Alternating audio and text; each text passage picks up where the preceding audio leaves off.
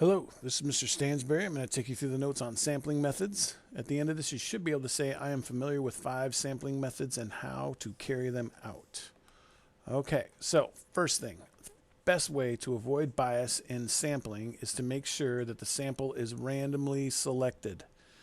This is where each member of the population has the same chance of being selected in the sample. Okay, so we're going to show you different ways of sampling. So some sampling methods. Simple random sampling, picking all samples from a hat. So example, choose 10 people from a group of 50, all names in a hat, choose 10 names out of the hat.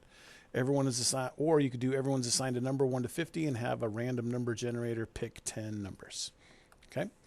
Another way, systematic sampling, selecting members of the population at regular intervals. For example, survey every 10th person. Select a starting number 1 through 10 and then every 10 after that.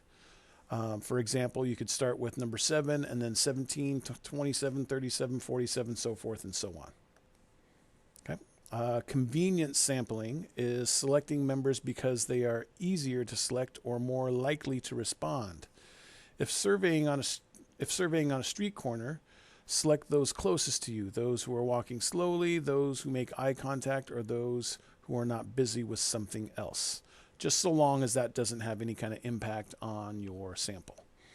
Okay. Another one is stratified sample. That's random sampling within population subgroups. Example, if surveying 7th, 8th, and 9th graders, there are 300 7th graders, 400 8th graders, and 500 9th graders, and you wanted a 10% sample, 10% of the 300 would be 30, so you do 30 7th graders, 10% of 400 is 40, you do 40 8th graders, 10% of 500 is survey 50 9th graders. These 120 students would be randomly selected. Okay, and then one more is quota sample, specific convenience sampling within population subgroups. For example, it's the same as stratified sampling, except the 120 students would be specifically selected by the experimenter. Okay, so that's a quota sample. All right, let's take a look at some of these.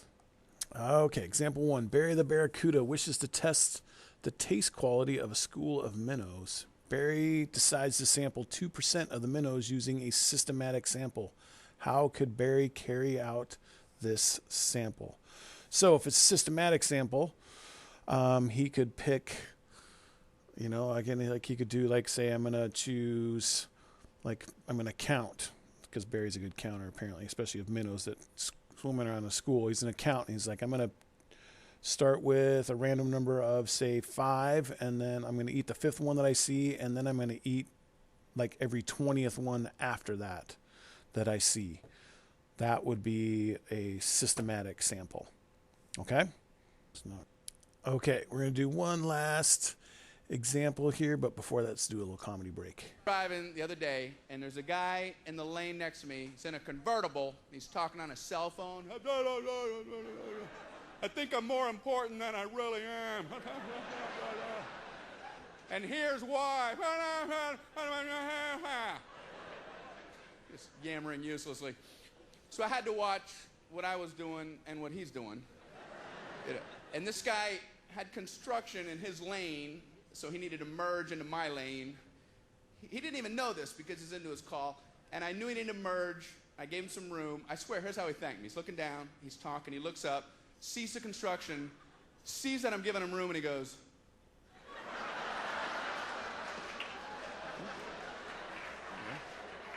could less effort possibly be put into thanking a fellow human being?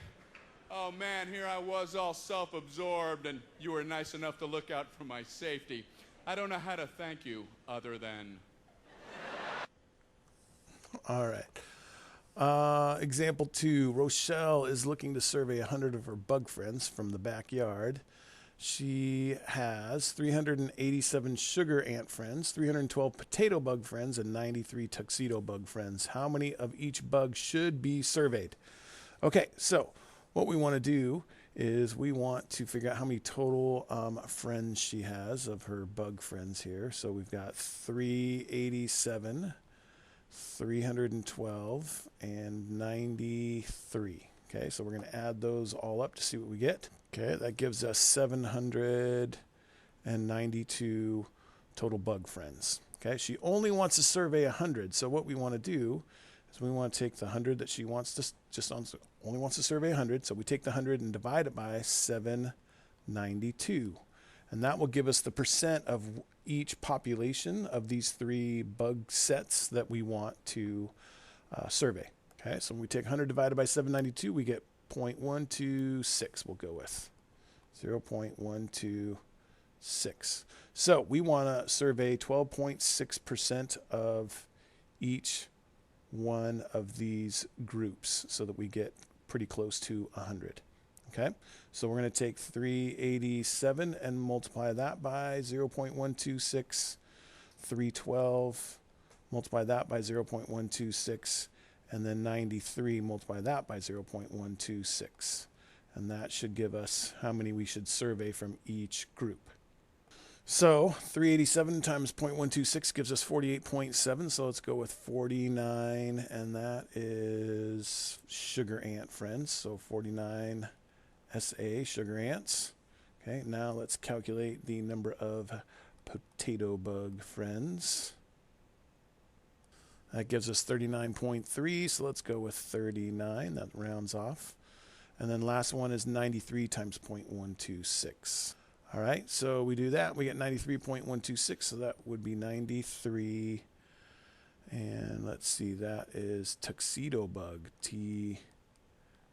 Now, if you add these all up, it actually adds up to 101 total bugs. So if she really wants to make it as accurate as possible, she'll actually just survey 1 extra bug. So she actually surveys 101.